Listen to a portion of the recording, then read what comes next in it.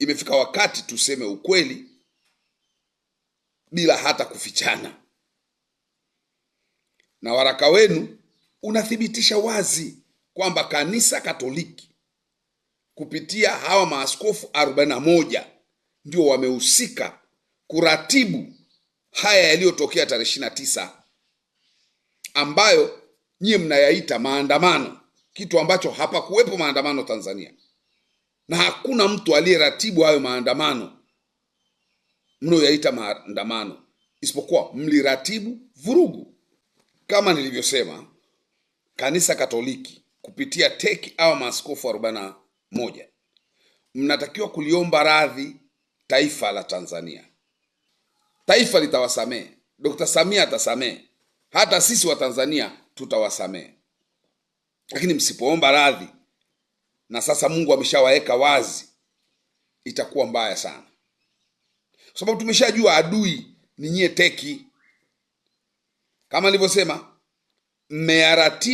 mmeratibu hizi vurugu kwa njia nyingi, na kulingana na waraka wenu mlioutoa ndio umewafunua wazi kwamba mambo yote haya mlikuwa mnaratibu nyie, kwa sababu nyie mmekiri na kudanganya umma wa Tanzania kwamba yale yalikuwa ni maandamano, wakati hapakuwepo na maandamano ndani ya nchi hii.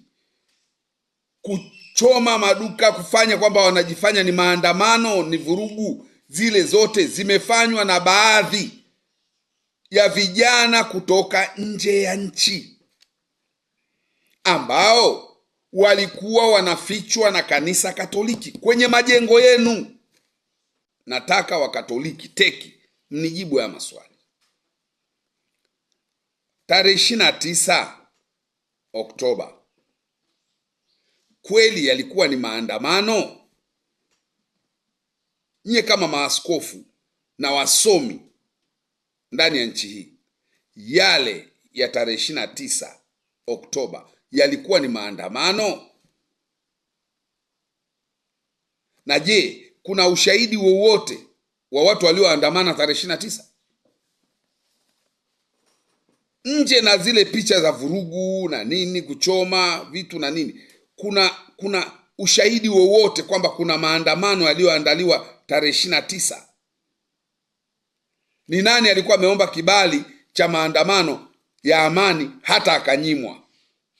Asitokeze tu aseme si tulikuwa tumetangaza maandamano tarehe 29 Oktoba, tutafanya maandamano, lakini tukanyimwa kibali, tukaamua kufanya kwa lazima.